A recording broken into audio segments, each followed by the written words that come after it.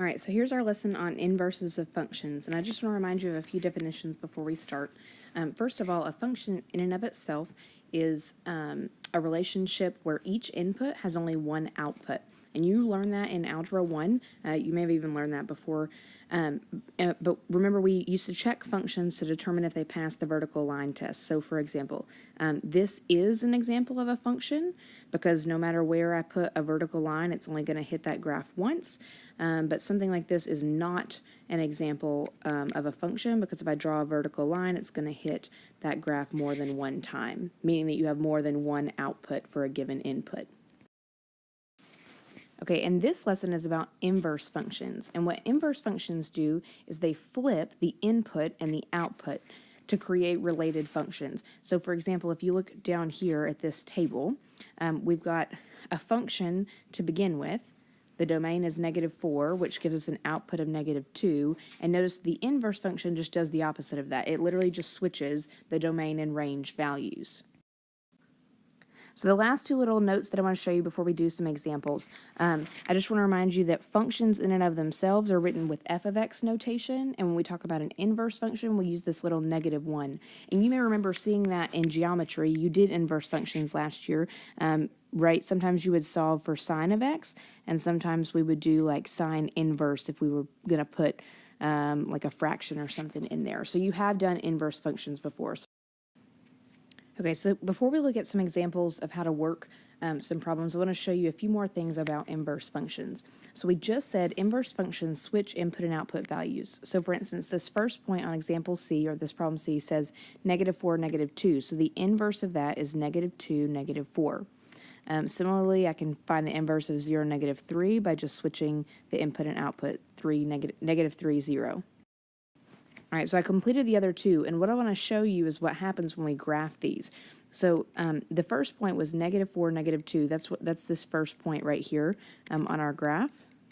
And if I graph the inverse of that, -2, -4, my point's going to end up right here. Or I'm going to switch colors.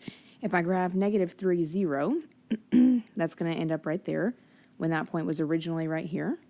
If I graph 2, -1, let's see, 2 +1 rather, that's going to end up right here from the original point, which was 1, 2. And then my last point is going to be at 1, 4, which is going to end up here. And I hope that you kind of see that there's this symmetry that's going on across y equals x, right? Across this line, all of these points have been reflected, and there's like this symmetry going on. And the reason that it's reflecting across that line, you think about it, the whole definition of inverse is you switch y with x so that you make them equal to one another. So that's kind of one way to remember that and know if you actually have done an inverse correctly, because it should be a reflection across that line. Now, if you aren't graphing, because there will be some times that we aren't, we can use the composition of functions to show that inverses are or that we've done the inverse correctly. And this is kind of an example. We'll talk about this a little bit more tomorrow. You don't need to write too much of this down, but the big thing that I want you to write down is one way to check without a graph is if you do f of the inverse of x, you're going to get x. And the same if you do it the other way. If you do the inverse of f of x, you will get x. And you don't need to know what that means quite yet. I'm going to do an example that will make that make a lot more sense. All right, so here's example 1. They've already done A for us, so we're not going to spend too much time there. We are going to do part B, and I just have it zoomed so that you can see the instructions. They want us to find the inverse, f of -1 of x. They want us to use the composition to verify that they're inverses, which is what I just showed you, and then we're going to graph the function to show that it is actually a reflection. So let's start by actually finding the inverse. All right, so to find inverse, we switch input and output, or x and y. Remember, f of x is just another way to write y. So currently, my function, so I'm going to say f of x, is really like y equals 2x minus 2. Well, I want to find my inverse function, so to do that, I'm going to switch the x and y. So I'm literally going to make it say x equals 2y minus 2. Now, when we graph everything, we always still get y by itself. So I'm going to solve this new equation for y. So that's going to give me, first I'm just going to rewrite it 2y minus 2 equals x, I'm going to add 2 to both sides, 2y equals x plus 2, and then divide by 2, and that should give me y equals 1/2 x plus 1 if I divide each of those. So this is my inverse function right here. So I can write that like f negative 1 of x equals 1/2 x plus 1. All right, now I'm going to graph both of these. So my first function starts at negative 2, rise 2 over 1, rise 2 over 1. So my graph is going to look something like this. My inverse function is going to start at positive 1 and go up 1 to the right 2, up, down 1 to the left 2. All right, so something like that, which I can tell that that is reflecting across that y equals x line, so I know that I've done that correctly. So let's look at that algebra way I was talking about to check that you have done your function, your inverse correctly. Okay, so what I'm going to do is I'm going to plug my inverse in for x of my function, okay?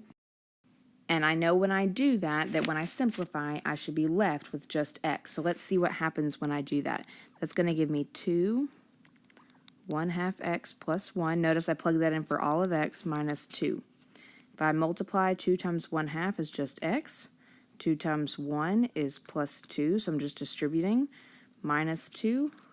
And this plus 2 minus 2 cancel, so I'm just left with x, which tells me that what I had done was correct. All right, we'll practice 1 or 2 of those together in class before you move on. All right, so here's our second and last example. It's a word problem just so I can show you a few things that are a little bit different with word problems. All right, so if you will pause real quick and just kind of read the top part of this problem so you understand what this problem is talking about. Okay, so hopefully you realize we're talking about a tank of gas. So at the current moment, g is like my y value and t is my time, my x value. So this is a function about gallons in terms of time. And so what I want to show you is that when we find the inverse, I'm going to skip down here to the bottom, the inverse is going to switch that, and it's going to find us time as a function of gallons. And we can talk about when this is going to be helpful or applicable when we get together in class.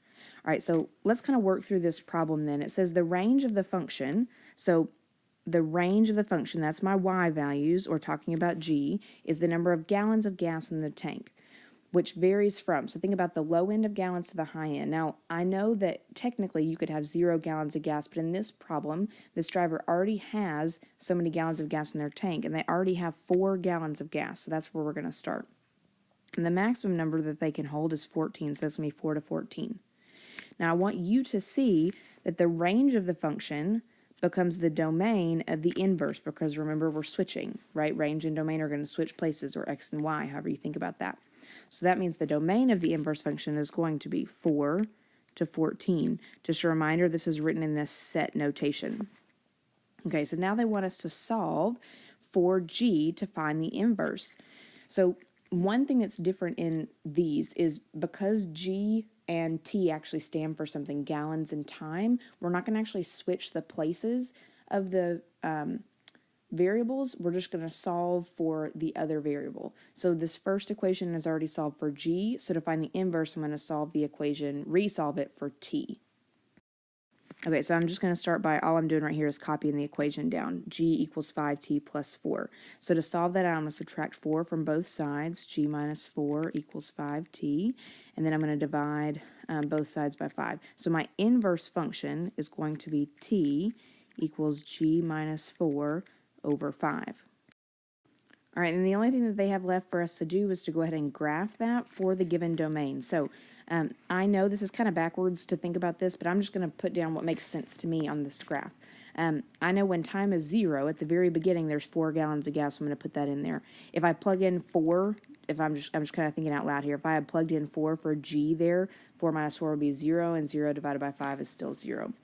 All right, so if I think about it that way, I know that after 1 minute, there'll be 9 gallons of gas, or after 9 gallons of gas, it'll take 1 minute. So let's see, if I plot that, it's going to be like right here.